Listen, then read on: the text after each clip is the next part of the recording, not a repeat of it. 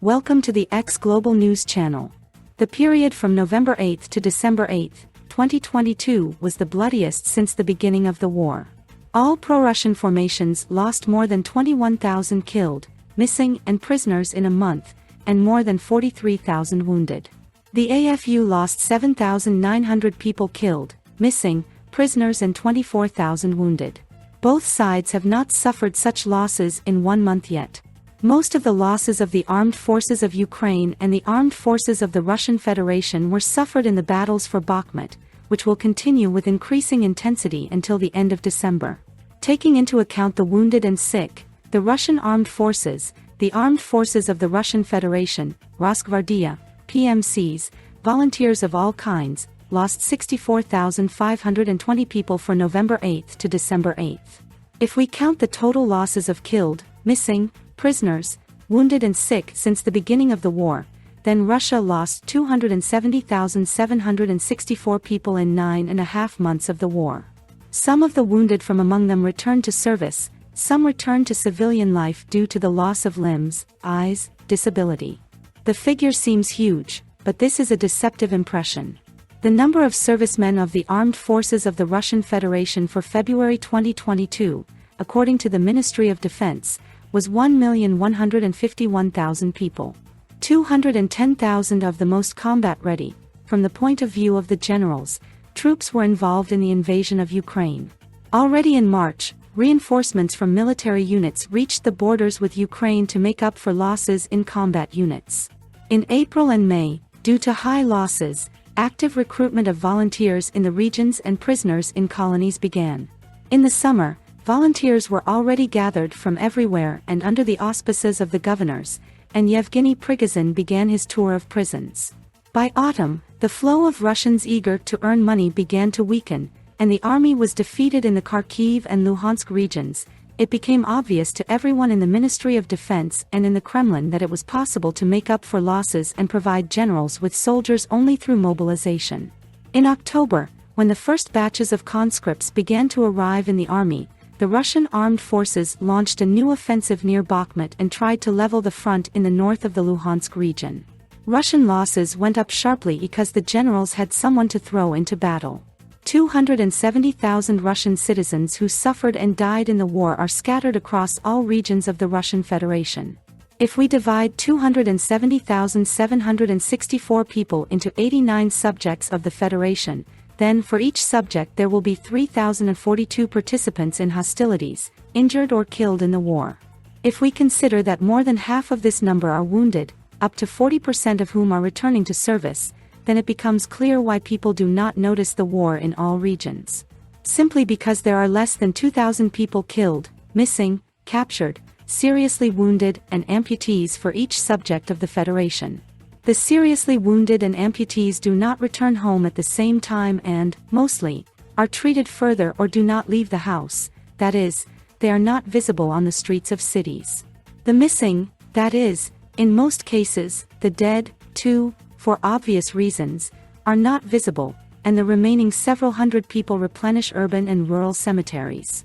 It is clear that in some regions the losses are higher: Buryatia, Taiva, Kemerovo region, Chechnya, Dagestan, North Ossetia, Transbaikal territory, in some lower.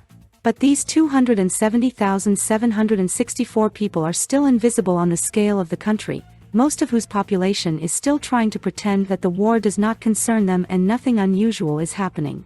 The high losses are also confirmed by the real figures of partial mobilization -1.3 or 1.4 million people, and not the 300,000 that Putin and Shoigu are talking about. In November, the Russian armed forces did not conduct major offensives in different directions. They fought local battles and were on the defensive in the Luhansk region. They tried to advance in a narrow area near Ugledar and are still advancing in the same area near Bakhmut. Even these military actions disabled 64,000 soldiers in a month. In the case of major offensives, each of which will involve 150 to 200,000 people, the losses will be twice as high as in November. Given the persistence of strategists from the General Staff, who will not limit themselves to one unsuccessful attempt and try again or even two, the official 300,000 mobilized will turn into losses in a month of such active hostilities.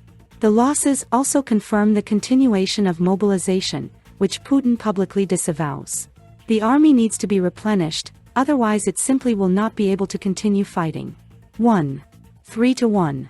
4 million new soldiers with the active conduct of the winter campaign, and it will be active, according to information from the General Staff of the Armed Forces of the Russian Federation, will move to the army lists of the butcher by March. The General Staff of the Armed Forces of the Russian Federation estimates the mobilization potential of the Russian Federation at 6 million people.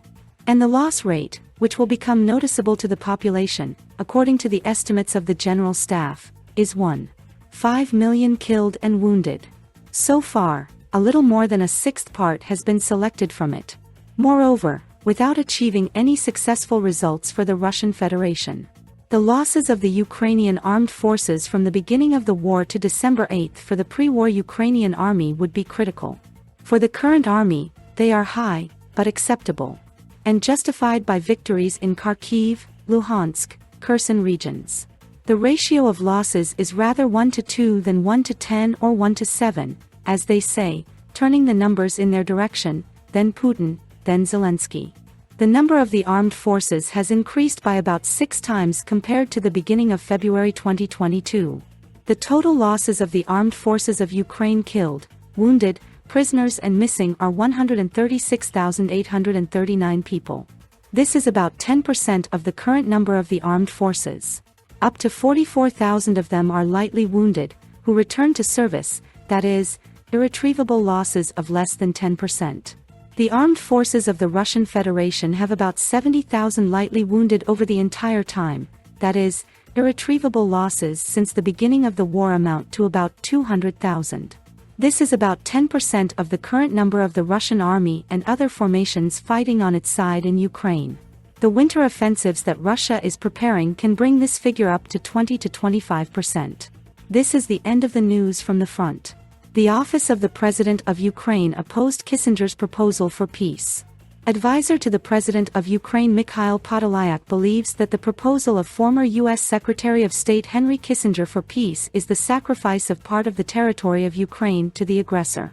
The day before, Henry Kissinger proposed holding referendums in Crimea and Donbass if Russia and Ukraine could not resolve the conflict in other ways.